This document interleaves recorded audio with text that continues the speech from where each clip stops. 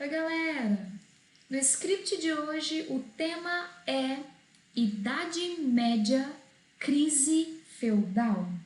Se você não viu a videoaula sobre a formação do feudalismo, eu sugiro que você pause essa videoaula, assista primeiro a formação do feudalismo, para depois você voltar aqui e assistir a finalização do feudalismo. Afinal de contas, o tema da aula de hoje é a crise feudal. Para que você entenda o que é que deu errado, primeiro vá lá e entenda como funcionava quando estava dando certo. Por isso eu estou sugerindo. Caso já tenha visto ou caso prefira começar pelo final, tá tudo bem, bora lá, continuemos. Quero começar distinguindo os dois termos, as duas expressões que eu estou abrindo os meus slides: Idade Média e crise feudal. A Idade Média se refere ao período histórico em que aconteceu a crise de um sistema chamado feudalismo. Portanto, todas as vezes que a gente usa Idade Média, medievo, medieval, nós estamos nos referindo a um período histórico, a um tempo histórico. E quando eu falo de feudalismo, eu estou me referindo a um sistema político, econômico, social que vigorou durante esse período histórico chamado Idade Média.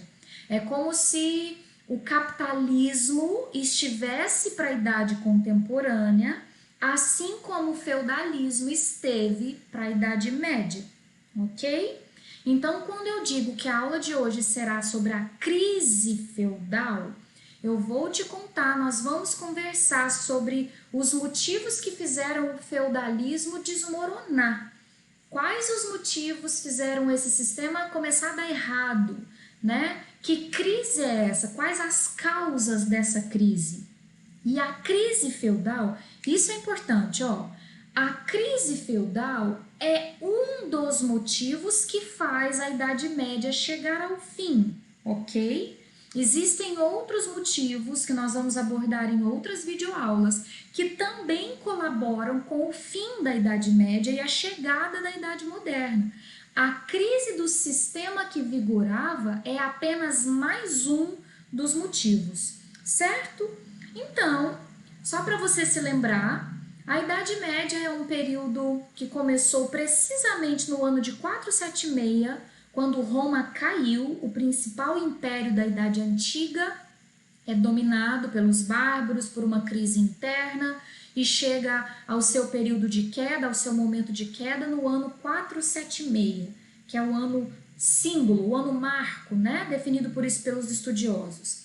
E essa Idade Média vai ser encerrada em 1453, quando a cidade de Constantinopla, também chamada de Bizâncio, capital do Império Romano do Oriente, que ainda estava de pé, quando essa cidade é dominada pelos turcos otomanos, aí a Idade Média vai chegar ao final, em 1453.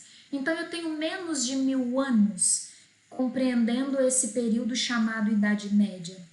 A Idade Média costuma ser dividida em duas metades. A primeira metade, que vai do século V, então, portanto, do ano 476 ao século X, então são os primeiros 500 anos, né? Didaticamente arredondando para sua melhor compreensão. Nós chamamos esse período de Alta Idade Média, e esse período corresponde à fase de formação feudal. Como é que aquele sistema de servidão, como é que aquele sistema de impostos que funcionava no feudalismo foi sendo formado? Como é que a política descentralizada foi formada? Então, essa formação se dá nos 500 anos iniciais, na primeira metade da Idade Média. A segunda metade, que vai do século X ao século XV, então da metade em diante, né, até o final, século XV, 1453, nós chamamos de Baixa Idade Média, que corresponde ao período de crise, quando as coisas começam a não caminhar muito bem, quando uma nova fase, um novo tempo começa a se anunciar, quando além da crise do sistema feudal, outras coisas, outros eventos, como o Renascimento, só para citar um, começa a acontecer nessa fase, na Baixa Idade Média, e isso vai levar ao fim da Idade Média e surgimento, início da Idade Moderna. Nós estamos, portanto, na Idade Média, na Baixa Idade Média. É aqui que nós nos situamos nessa videoaula temporalmente, cronologicamente. Para que a gente fale de uma maneira mais correta da crise feudal, é interessante que a gente use o plural, são crises. Não se trata de um único motivo, de uma única causa. Eu tenho mais de uma causa, por isso que é interessante a gente falar em crises no plural. Você vai perceber pelo próprio nome aqui que eu estou dando a essas crises, que são crises até redundantes, uma tem muito a ver com a outra. A crise da agricultura, que eu estou chamando de crise agrária, é uma crise econômica. Afinal de contas, a agricultura era a principal atividade econômica, a base de sustentação do sistema feudal. E a crise social acaba tendo relação com essa crise econômica. Eu só quis fazer essa separação para a gente discutir ponto por ponto, né? Dentro de crise econômica, claro que essa crise agricultura está dentro de crise econômica, mas eu tenho outras coisas para conversar. Por isso que eu acabei separando. Ao longo da aula você vai ver que é uma separação didática, mas uma coisa está misturada com a outra, com certeza. Comecemos então pela crise agrária.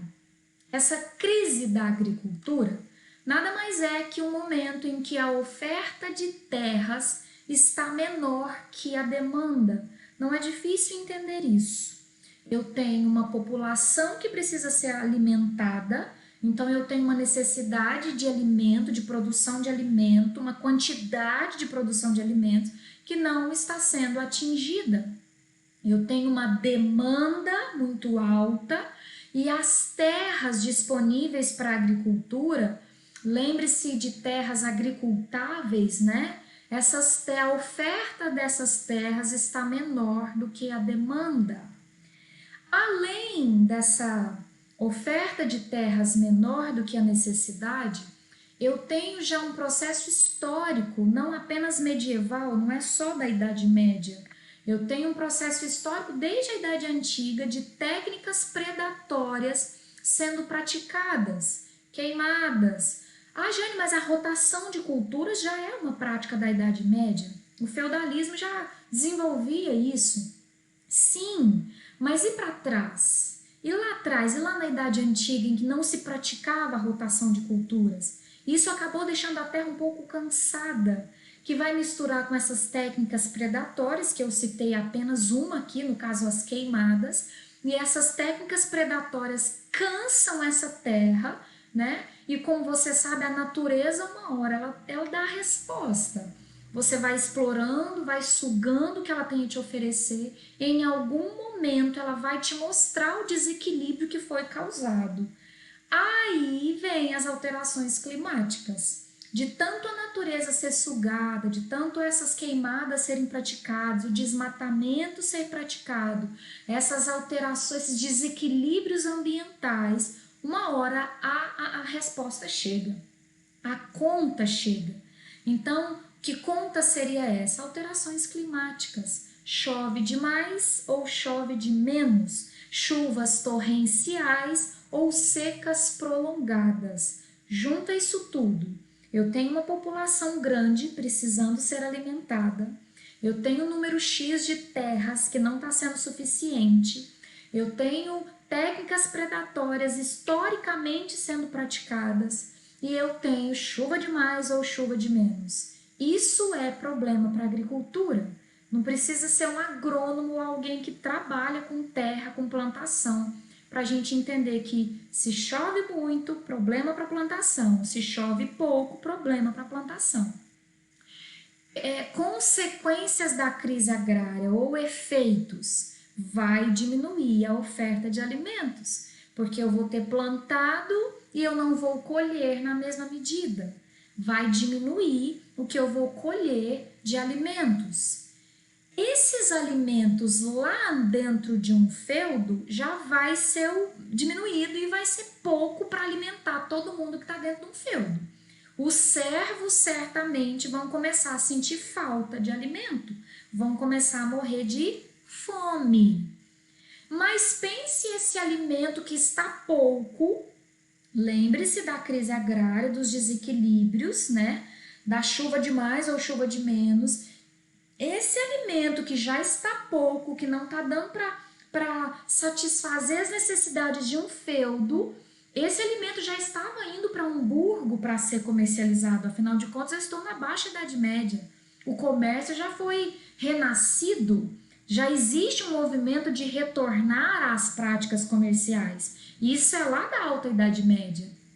E aí, esse pouco alimento que chegar nos burgos para ser comercializado, ou até os produtos que são originados de uma matéria-prima que vem do campo, vai ser, o preço desse alimento, ou o preço desse produto vai ser alterado.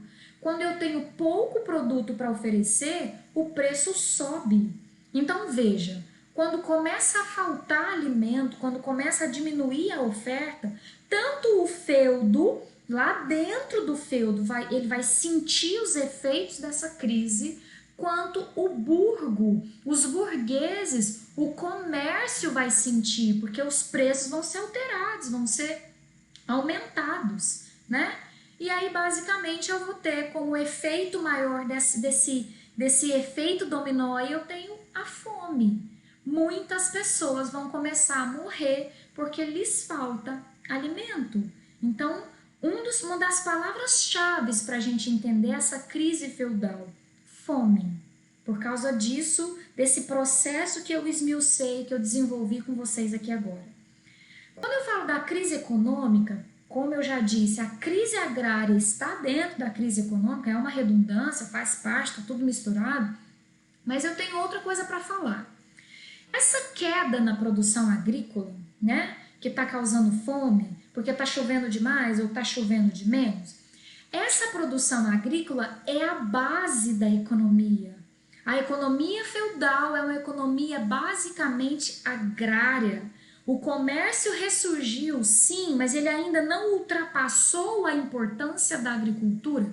Então, quando eu tenho a base da minha economia abalada, eu tenho uma retração econômica. Também não é necessário ser um economista para a gente entender o básico desse básico aqui.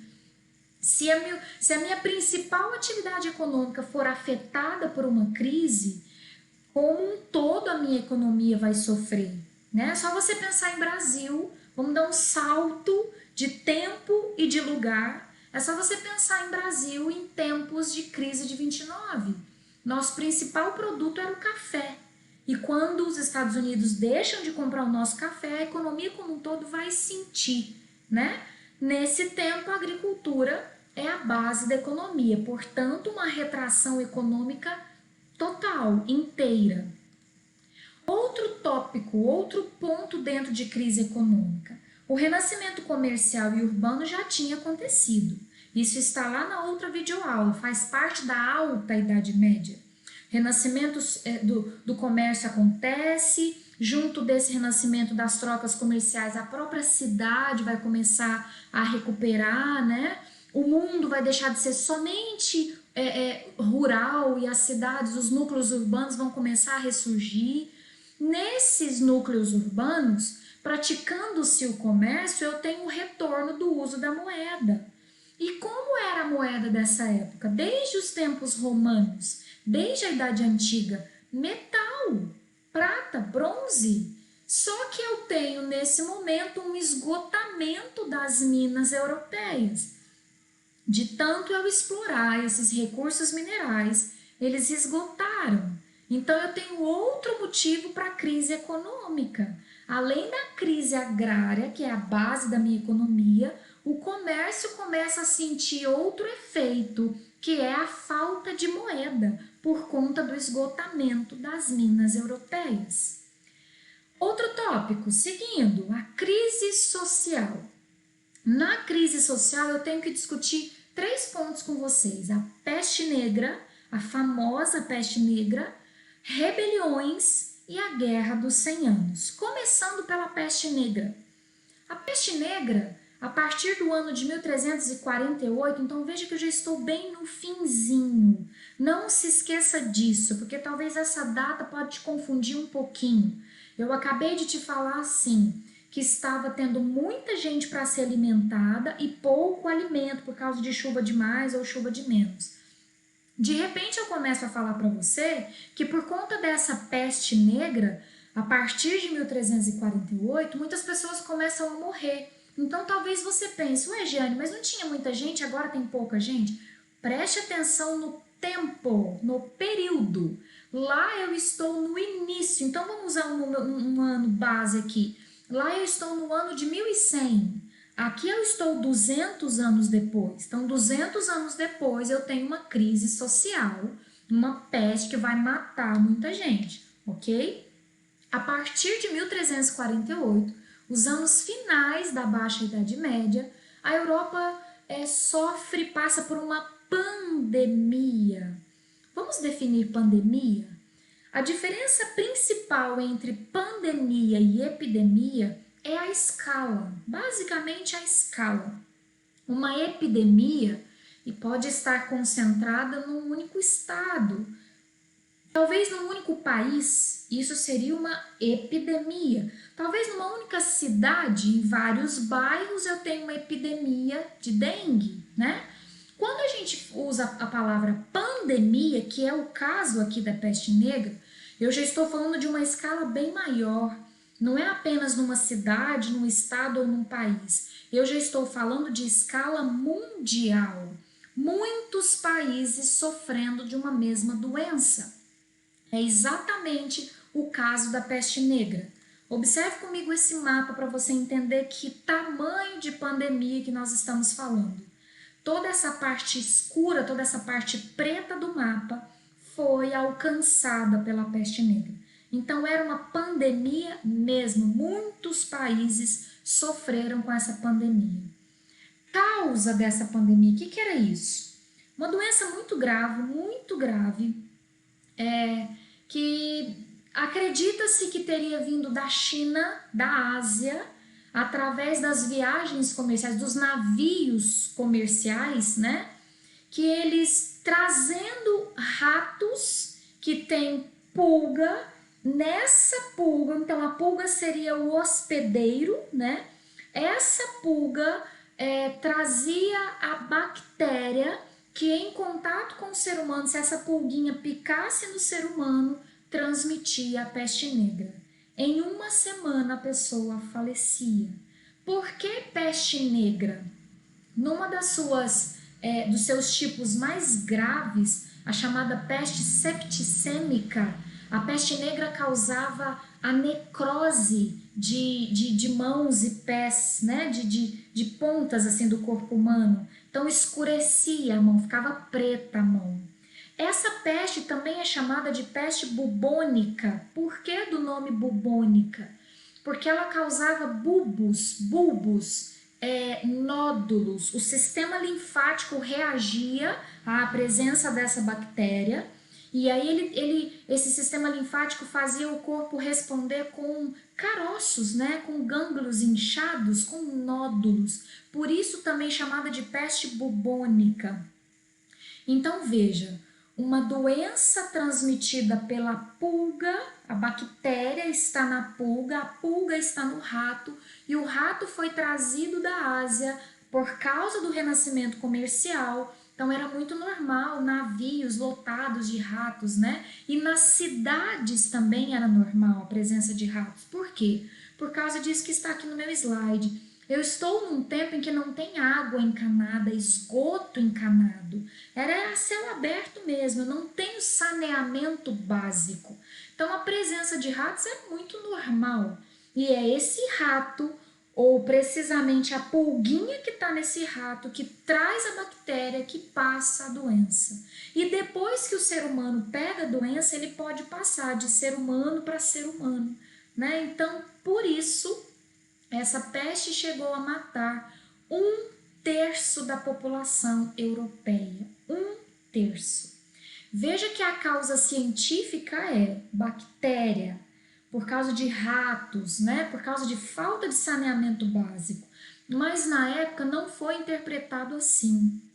Na época, como a Igreja Católica tem o poder cultural, as explicações para os acontecimentos mais diversos do mundo eram dadas pela Igreja Católica, a educação é controlada pela Igreja, então a Igreja explicou a peste negra como sendo uma ira divina, como se a terra estivesse infestada de pecado e por conta desse pecado Deus teria manifestado a sua ira. Essa era a explicação cultural, né? Da autoridade cultural da época, que era a Igreja Católica. Hoje a gente sabe que, na verdade, se tratava de uma bactéria. E se nesse contexto nós tivéssemos um antibiótico, né? Um remédio eficaz, não teria causado tudo o que causou. Hoje nós ainda temos, eu trouxe uma reportagem, nós ainda temos casos de peste negra, mas é claro que não mata tanta gente, porque agora a gente tem medicamento apropriado. Comentei, né, que essa bactéria foi trazida através dos navios comerciais que estavam cheios de ratos, eles chegavam com essa bactéria, né? Então esse renascimento comercial traz a bactéria e acaba facilitando a propagação, porque esses navios não param, né? Então eu trago a doença, daqui eu levo para outro lugar, a propagação por causa do comércio é facilitada. Veja comigo algumas imagens aqui, ó. Tá vendo esses caroços, né? Uma imagem de época, ilustração do século XIV, com vítimas da peste negra recebendo como tratamento as bênçãos de um clérigo. Só que essa bênção não curava, né? Vocês vão ver que uma das consequências da peste negra foi o enfraquecimento desse poder da igreja, porque o padre ia lá, rezava e nada adiantava. Então, eu trouxe um texto sobre isso, daqui a pouco a gente lê. Então, veja que 2 doentes que dentro de uma semana estavam mortos, né? Era uma doença fatal mesmo. E você vê os caroços, por conta do que eu disse, dos nódulos, e por isso chamada de peste bubônica. Aqui nós temos uma xilogravura italiana de 1486, e veja que a morte, né, sendo representada por esses esqueletos, e eu tenho um padre, veja bem, junto de um camponês, de uma pessoa comum, tudo para mostrar que a peste não escolhia, não eram só os pobres, os camponeses, os servos que eram acometidos pela doença, não, ela não escolhia classe social. Padres morreram com a peste, reis morreram, senhores feudais morreram e servos morreram. Veja isso. Até por volta de 1350, raramente a morte era retratada, e quando era, tratava-se de uma mensageira do mundo divino. A partir de então, quer dizer, a partir da peste negra, a morte tornou-se um tema recorrente na arte e na literatura, representada como uma força impessoal, com iniciativa própria, que atinge a todos, poderosos e humildes, clérigos e leigos, jovens e velhos, virtuosos e pecadores. Giane, mas uma coisa não está batendo, não era por causa do pecado? Por que então que a peste mata padre? Padre não tem muito pecado? Por que aqui embaixo está dizendo que matava virtuosos, que matasse só os pecadores? Veja bem, isso é interessante. Na Idade Média, o senso de coletivo é mais forte. Aliás, é ele que comanda, é ele que domina. Nós estranhamos porque hoje, depois do Renascimento, nosso senso é mais individualista. A nossa consciência, cada um por si, né? Você faz o que você quiser da sua vida, porque é você que vai prestar contas da sua vida, eu faço o que eu quiser da minha, não dá palpite. Na Idade Média não era assim. Eles acham que o coletivo sofre. Então a ira de Deus vem porque você pecou, mas eu também vou sofrer pelo seu pecado. Eles têm uma mentalidade que privilegia mais o coletivo, entende? Por isso que mesmo os virtuosos e os padres estão pagando, né? Vamos dizer assim, pagando, estão sendo culpados por um pecado que eles não cometeram. Coletivo, não individual. Veja um trecho, esse texto é muito famoso, já usado em aulas de Enem, em questões de Enem. Veja comigo, aqui ele está adaptado, né? O senhor Agnolo de Tura teria presenciado, teria vivido em tempos de peste negra e ele deixou esse depoimento. Vamos ler só um pedacinho de amarelo. As pessoas morriam às centenas, de dia e de noite, e todas eram jogadas em fossas cobertas com terra, e assim que essas fossas ficavam cheias, cavavam-se mais. Eu enterrei meus 5 filhos com minhas próprias mãos, e morreram tantos que todos achavam que era o fim do mundo. Mais um trechinho. Agora não mais desse Agnolo, né, que viveu, agora de um historiador que estuda com muito zelo a Idade Média, o francês, o senhor Georges Duby. Mas foi preciso entender que nem a igreja, nem o rei podiam fazer alguma coisa. Não era isso uma prova de que nada valiam? De que o pecado dos governantes recaía sobre a população? Quando o historiador começa a encontrar tantas maldições contra os príncipes, veja, as pessoas poderiam considerar a culpa é do rei que faz tudo errado.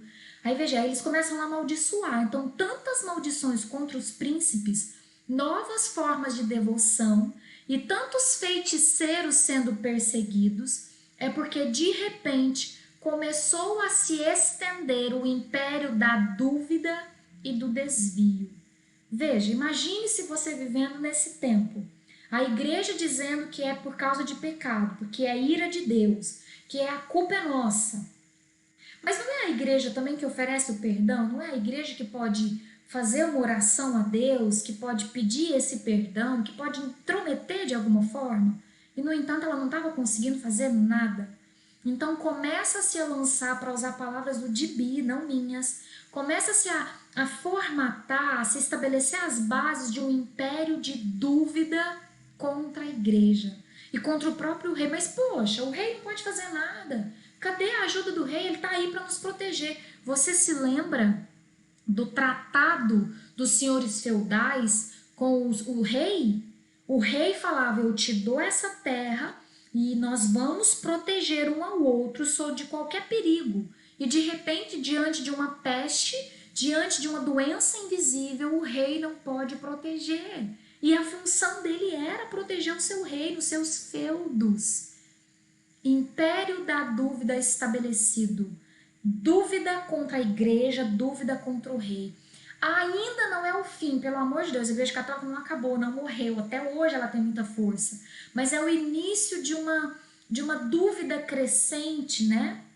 A igreja começa a perder um pouco da sua força.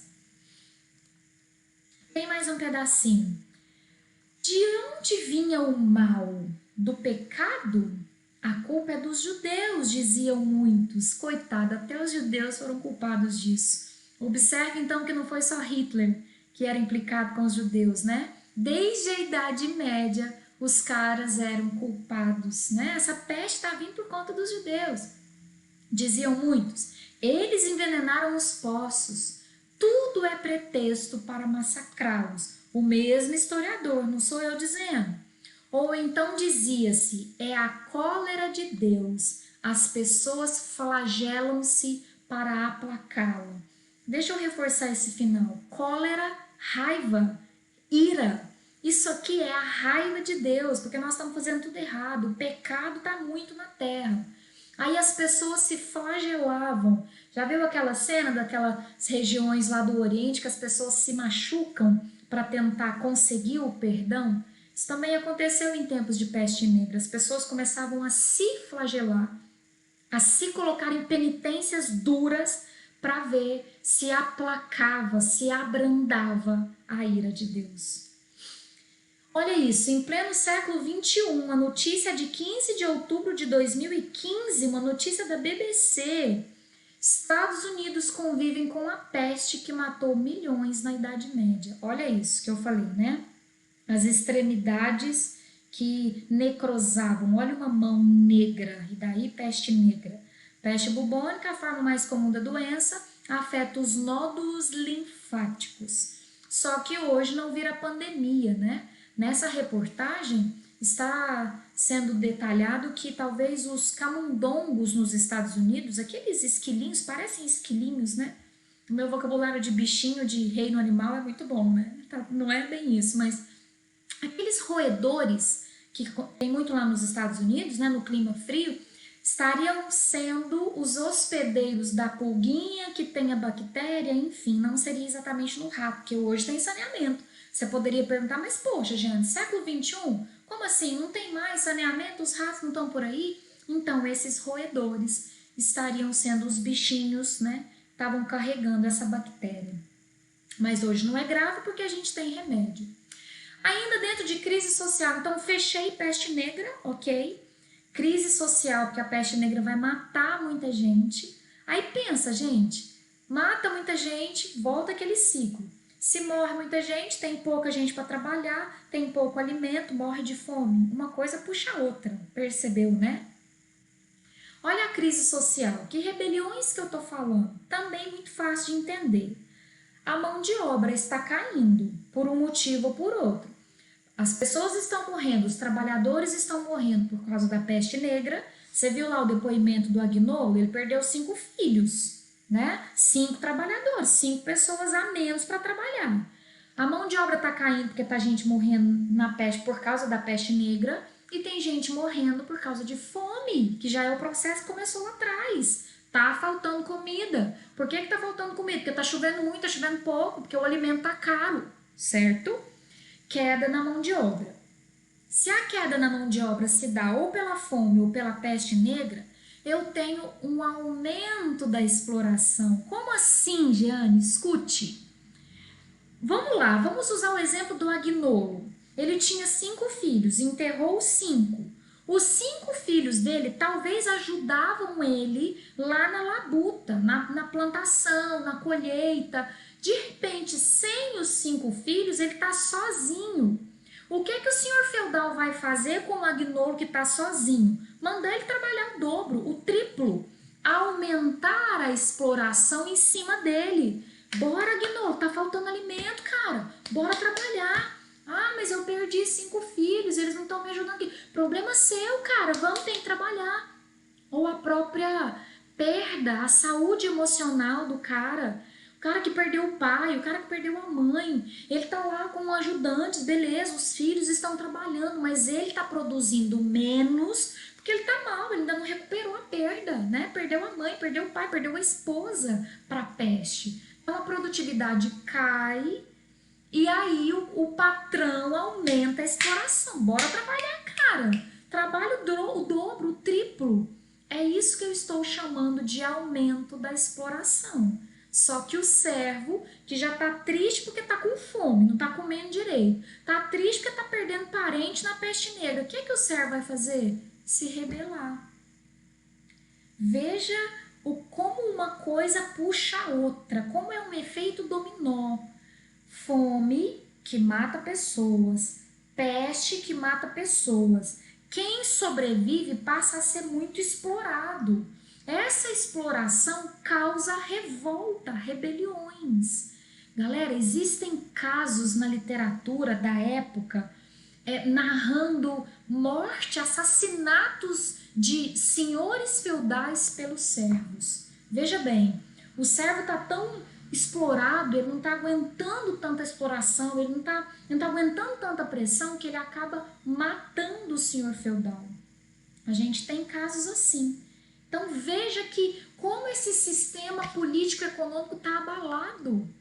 O senhor feudal não está sendo obedecido, a economia não está bem. Veja a crise feudal ou as crises feudais. Não é só a economia abalada, a própria política está sendo afetada, a autoridade não está sendo respeitada, porque ela está explorando, porque ela está sendo, está sacaneando.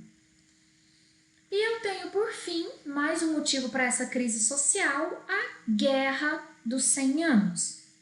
Antes de eu amarrar o que a guerra tem a ver com a crise, deixa eu te contar o que é a Guerra dos 100 Anos. Na Guerra dos 100 Anos vão se enfrentar França e Inglaterra. Franceses brigando com ingleses. Repare que está entre aspas de propósito. A França como um país que tem um rei, que tem esse nome de França, não existe. A Inglaterra como um país unificado, nacionalista, não existe. Eu tenho o reino dos francos e eu tenho o reino dos anglo-saxões. Justamente nessa guerra, esses países vão começar a se formar. E isso é tema para outra videoaula, você ainda vai estudar isso. A França está se formando como um país no meio dessa guerra e a Inglaterra do mesmo jeito. É aqui que eles vão começar a cultivar nacionalismo, é nessa guerra que eles vão querer um rei que manda em tudo, né? Um rei centralizador, mas eles ainda não têm isso. Por isso que eu estou colocando entre aspas, a França com esse nome ainda não existe. A Inglaterra também não, isso aqui é um anacronismo.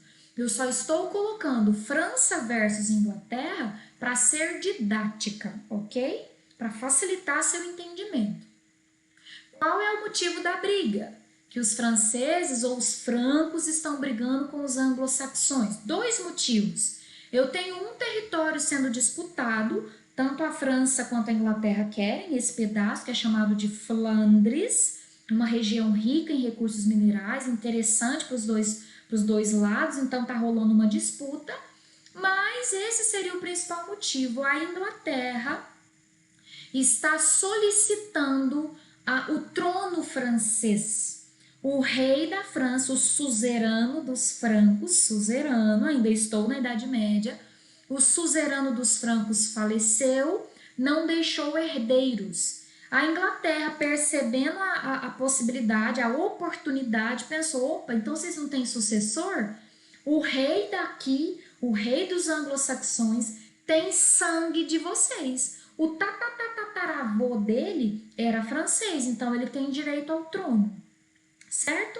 Então, o principal motivo, a Inglaterra está reivindicando pegar o trono da França para ela, porque o rei dela tem sangue francês. Resultado dessa guerra, a França vai ganhar. É nessa guerra que a famosa Joana d'Arc se destaca e garante a vitória nos 45 do segundo tempo para os franceses, e aí a França acaba ficando com a região de Flandres e acaba não perdendo o seu trono para os ingleses. Ah, Giane, entendi o que foi a Guerra dos 100 Anos, mas o que tem a ver com a crise? Não é difícil de entender de novo. Uma guerra causa mortes e gastos, né, galera? Não é só morrer um monte de soldado, que era trabalhador, que era servo, que era senhor feudal, é dinheiro também. Mas vamos ficar só na morte. Essas mortes causam queda na mão de obra, porque poderiam ser pessoas que estariam trabalhando para produzir alimento, porque está faltando alimento. Se cai a mão de obra, fome. Se cai a mão de obra, aumenta a exploração, mais revoltas. Então, tá vendo? Tudo tem a ver uma coisa com a outra. Tem gente morrendo, ou pela peste, ou pela guerra, né? Mortes que caem a mão de obra, e se não tem gente para trabalhar, tá morrendo de gente de fome, tá a gente sendo explorada e se revoltando contra esse sistema. Tudo interligado. Eu vejo a crise feudal como uma teia, assim, né? Uma coisa puxando a outra, uma coisa ligada na outra. E é assim que a gente fecha. Para você levar para o vestibular, para a vida, para nunca mais esquecer, 3 palavrinhas resumem a crise feudal: fome, peste e guerra. Claro que dá para a gente desenvolver, esmiuçar o que cada um aqui contribui com essa crise. A fome por causa da crise agrária, crise climática, a fome por causa da peste, porque morre muita gente, a fome porque morre muita gente na guerra, tudo tá ligado. Mas se você gravar essas 3 palavrinhas, fechou. Você vai levar pro resto da sua vida e nunca mais vai esquecer. Fome, peste e guerra. Isso é a crise feudal. Ah, Jane, qual vai ser a solução? Não é hora da gente falar de solução, a aula já está sendo encerrada, mas só para a gente anunciar a próxima aula, né? O próximo assunto. uma nova ordem política, um novo sistema, um novo jeito de funcionamento da economia, da política, um novo jeito, uma nova ordem política. Veja as soluções. Nós vamos estudar isso depois, com mais detalhe, nós vamos aprofundar, mas por agora, qual foi a solução para essa bagunça toda, para essa crise toda? Para a crise agrária, lembra que estava faltando terra? Pouca terra para muita gente? Para a crise agrária, eu vou procurar novas áreas produtoras. Por que é que você acha que daqui a pouco os europeus vão vir para a América? Porque eles estão procurando novas terras, novas áreas produtoras. Crise demográfica, que é aquele tanto de gente que morreu, tanto de servo que morreu, tanta mão de obra que diminuiu. Populações não europeias. Por que é que você acha que eles vão inventar que os africanos, por serem negros, são inferiores e devem ser escravizados? Por isso, tá faltando mão de obra na Europa, eles vão encontrar mão de obra em populações não europeias, precisamente os africanos. Para a crise econômica, a falta de moeda, por que que você acha que eles vêm para o Brasil, para a América, procurando ouro e prata? Porque lá na Europa as minas já estavam esgotadas. Então, para aquela crise econômica, novas fontes de ouro e prata, novas fontes de riqueza. Eles vão trabalhar com outra coisa agora para gerar dinheiro para eles, além da moeda, novas fontes de riqueza. Mercantilismo, comércio. Crise social, que é aquela crise de autoridade, dos servos estarem assassinando os senhores feudais, desse suzerano que não está dando conta de proteger a população e por isso está todo mundo questionando a autoridade dele, não querendo obedecer ele mais. Centralização política, porque o suzerano não mandava em tudo, lembra disso? O suzerano mandava num pedaço e ele só mandaria em todos os feudos em casos excepcionais, como uma invasão, como um problema muito grande. Agora, já que ele não está dando conta dessa crise, está virando baderna, está virando bagunça, centralização política. O que é centralização política, Jeane? O absolutismo. Você se lembra do absolutismo? Vai surgir um rei que vai ter o poder absoluto na sua mão. Ele vai comandar essa situação de crise, ele vai comandar as grandes navegações, ele vai procurar novas terras, novas fontes de riqueza. Esse rei vai dominar o poder como um todo para trazer solução. E se eu estou falando de absolutismo, eu não estou mais na Idade Média, aí eu já estou na Idade Moderna. Veja a passagem, né? A crise feudal colabora, sim, com o fim da Idade Média. É um dos motivos do fim da Idade Média, início da Idade Moderna. Valeu? Valeu por hoje? Espero que sim. Valeu por ter estado até aqui. Obrigada por você ter ficado comigo até esse momento e até a próxima.